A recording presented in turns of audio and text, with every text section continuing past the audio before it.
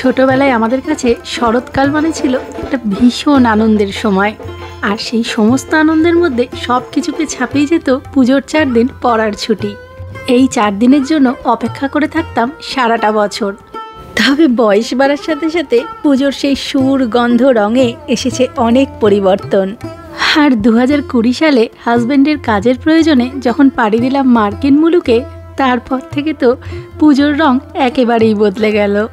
5 দিনের পুজো এখন বলতে গেলে ওই উইকেন্ড মানে শনি রবিতেই সীমাবদ্ধ আমাদের। আসলে এদেশে তো দুর্গাপুজোর কোনো ছুটি নেই, তাই দুর্গাপুজোর আগে পিছের উইকেন্ডগুলোতেই এখানকার ক্লাবগুলো দুর্গাপুজোর আয়োজন করে। তেমনই এই নিউ জার্সিতে আমাদের পাড়ার একটা ক্লাব আগমনী আজকে শনিবার অর্থাৎ পঞ্চমীর দিনে করেছে দুর্গাপুজোর আয়োজন। কিছুক্ষণের মধ্যেই সেখানে যাব, অলরেডি প্রস্তুতি শুরুও করে দিয়েছি।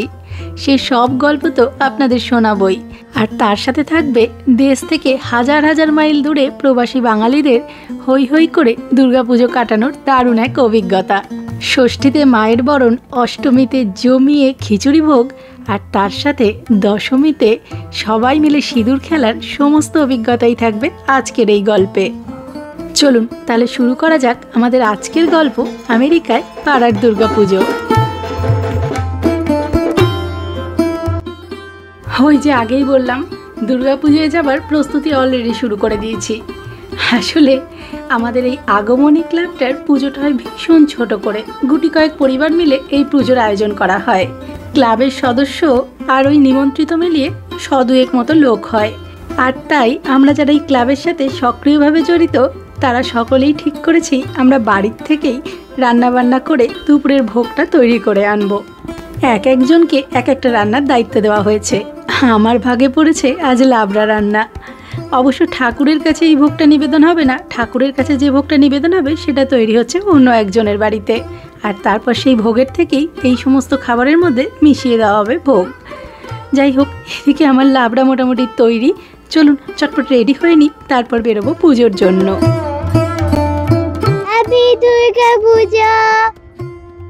আমরা পুজোয় যাব বলে জাস্ট বেরোলাম, এখন ওই 11:30 মতো বাজে।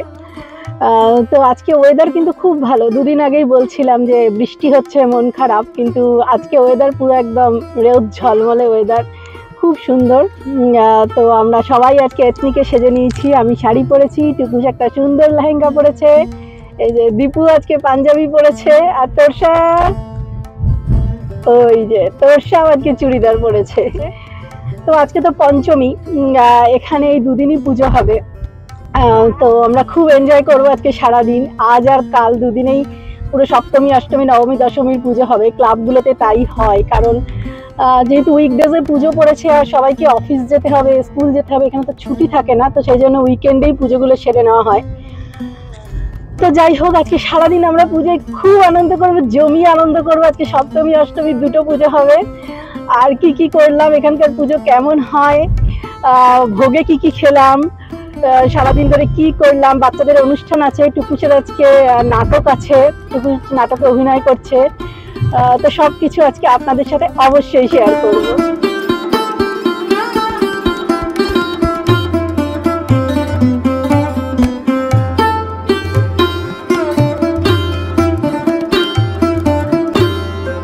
আর দেখুন না, গল্প করতে করতে আজ যেখানে দুর্গাপূজা হচ্ছে সেখানে পৌঁছেও গেছি। ওই যে সামনে যে চার্চটা রয়েছে, ওদেরই কমিউনিটি হলে আজকে এনারা দুর্গাপুজোর আয়োজন করেছেন। আর আমরা যতক্ষণে পৌঁছালাম ততক্ষণে এসে দেখি এনাদের পুজোর আয়োজন অলরেডি শুরু হয়ে গিয়েছে। তবে শুধু আজ কেন, এই আয়োজন তো চলছে বিগত 1 মাস ধরেই। ক্লাবের 7 থেকে 70 সকল সদস্যের অক্লান্ত পরিশ্রমেই আজকে এই চার্চের কমিউনিটি হল একটা দুর্গাপুজোর মণ্ডপে দাঁড়িয়েছে।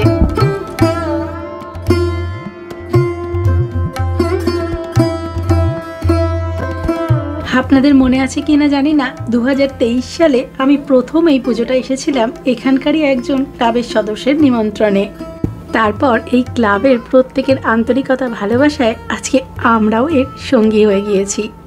যাই হোক, এইদিকে পুজোর প্রস্তুতি তো চলছেই, চলুন আপনাদের বরং একটু রান্নাঘর থেকে ঘুরিয়ে আনি।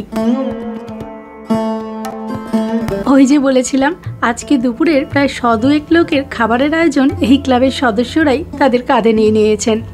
এই যে ওই পাশে চলছে বেগনি ভাজা, আর এই যে এখানে এতগুলো ট্রে, সবের মধ্যেই রয়েছে খিচুড়ি, তরকারি, চাটনি, পায়েস, পাঁপড়, আর সবই রান্না করে এনেছেন এই ক্লাবেরই সদস্যরা।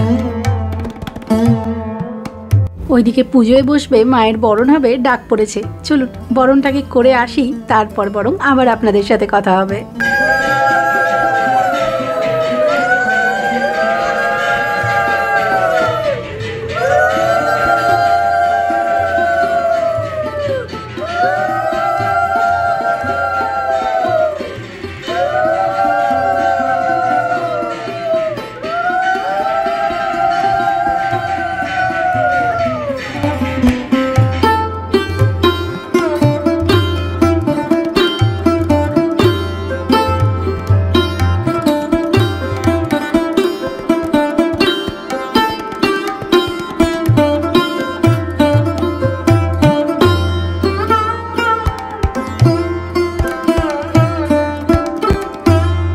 ওইদিকে জমিয়ে পুজো তো চলছেই, আর এইদিকে দেখুন না, এখানকার কচি কাচাদের জন্য আবার আয়োজন করা হয়েছে সিট অ্যান্ড ড্র কম্পিটিশনের।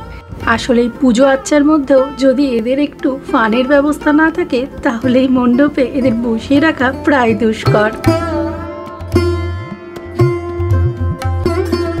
জানেন, আমাদের এই ক্লাবের পুজোটা শুরু হয়েছিল 2018 সালে। তখন অবশ্য আমরা ইউএসএতে আসিনি। তারপর থেকেই গুটি কয়েক পরিবার মিলে এগিয়ে চলেছে এই পুজো। 2020 সালে ইউএসএ আসার পর বেশ কিছুদিন তো প্যান্ডেমিকেই কেটেছে, আর তারপর 2023 সালে প্রথম এখানকার এক সদস্যের নিমন্ত্রণে আমি আসি এই পুজোয়। আর তারপর তো দেখতেই পাচ্ছেন এখানে এখন আমাদের কত বন্ধু।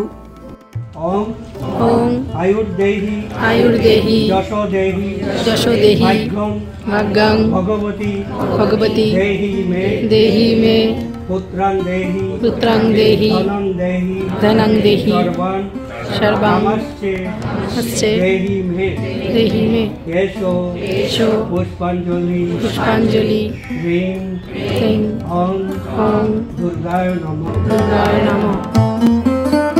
বাঙালির দুর্গাপুজো হবে আর ছোটোখাটো জামা কাপড়ের স্টল, গয়নাগাটি কিংবা খাবার দাবারের স্টল বসবে না, তাও কি হয় বলুন?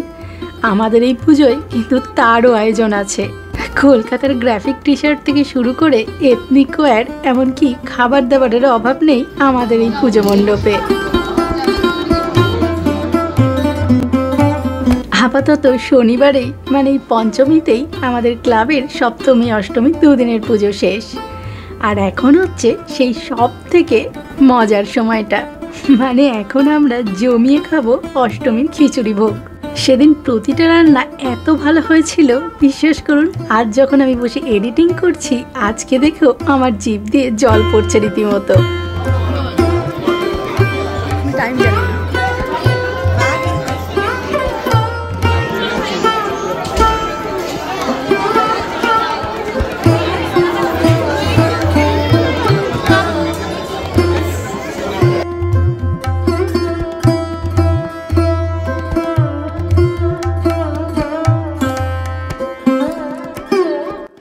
আর জমিয়ে খিচুড়ি ভোগ খাওয়ার পর সেদিন ছিল বাচ্চাদের দারুণ সাংস্কৃতিক অনুষ্ঠান। অনেক কিছু ছিল সেদিনের অনুষ্ঠানে, আমি সবটা দিতে পারলাম না, কারণ তাতে ভিডিওটা অনেকটা বড় হবে। তবে এই সব কিছুর মধ্যে সব থেকে আকর্ষণীয় ছিল বাচ্চাদের নাটক হজবরলা। তারই সামান্য কিছু অংশ শেয়ার করলাম আপনাদের জন্য।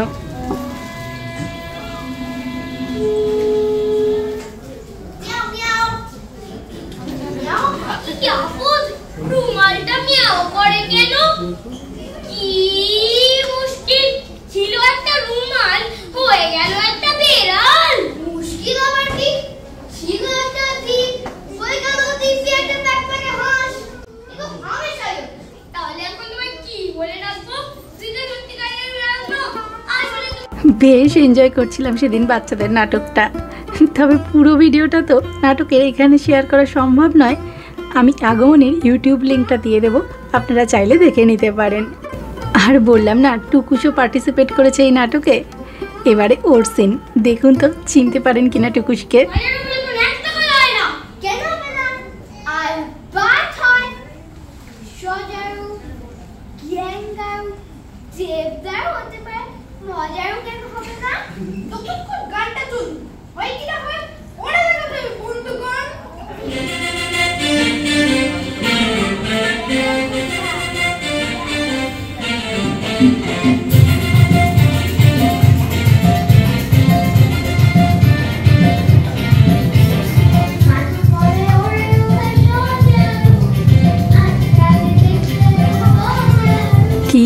চেনা গেল টুকুসকে। যাই হোক, সেদিনের নাটক দেখে খুব মজা করে আমরা ফিরে এসেছিলাম রাত্রেই। তারপর আবার পরের দিন গিয়েছিলাম বিজয়া দশমীতে।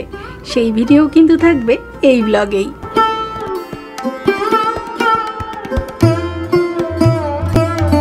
আর এখন আপনাদের যেদিনের গল্পটা শোনাবো সেদিন ছিল রবিবার, মানে দেশের নিয়মে ষষ্ঠী। আর এখানে সেদিনেই হয়েছিল নবমী আর দশমীর পুজো।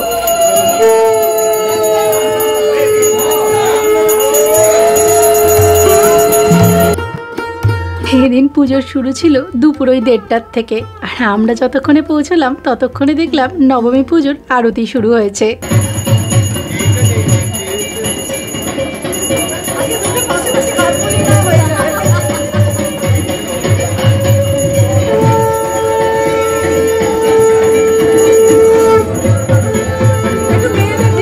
আর এরপর সেই মন খারাপের পালা, ঘট নাড়িয়ে দর্পণে মায়ের নিরঞ্জন।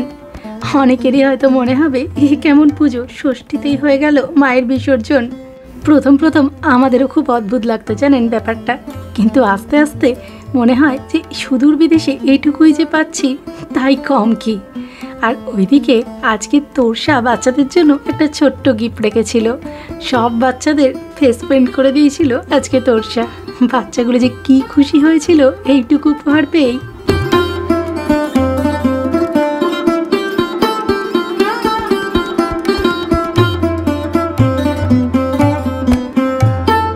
আর এরপর সেদিন সন্ধেবেলা পুজোর শেষে আমরা হই হই করে সবাই মিলে করেছিলাম মায়ের বরণ। আর সবাই একসাথে খুব মজা করে সিঁদুরও খেলেছিলাম। জানেন, পুরো পুজোটার মধ্যে এই বরণ আর সিঁদুর খেলা আমার কাছে কিন্তু ভীষণ আকর্ষণীয়।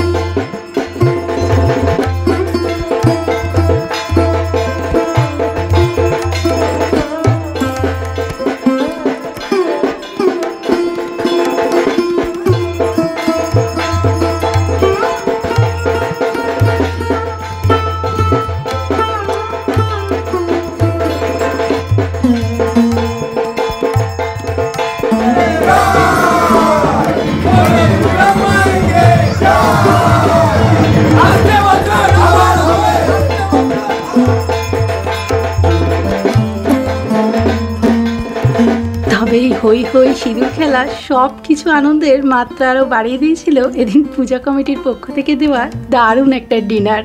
এদিন বিজয় উপলক্ষে ডিনারের স্পেশাল মেনু ছিল বাসন্তী পোলাও, কষা মাটন, পনির, মাছ, চাটনি, আরও অনেক কিছু। আর এই রান্নাটাও কিন্তু হয়েছিল এই পূজা কমিটির সদস্যদের বাড়িতেই। যাই হোক, দারুণ একটা ডিনার এনজয় করতে করতে আজকের ভিডিওটা এখানেই তাহলে শেষ করছি। সবাই খুব ভালো থাকবেন, সুস্থ থাকবেন, দেখা হবে খুব তাড়াতাড়ি। ও যারা আমার পুজোর আরেকটা ভিডিও মানে নিউ ইয়ারকে পুজো পরিক্রমার ভিডিওটা দেখেননি তারা কিন্তু অবশ্যই দেখে নেবেন, আমি আই বাটনে লিংক দিয়ে রাখলাম। ততক্ষণ সবাই খুব ভালো থাকবেন, দেখা হবে খুব তাড়াতাড়ি। টাটা।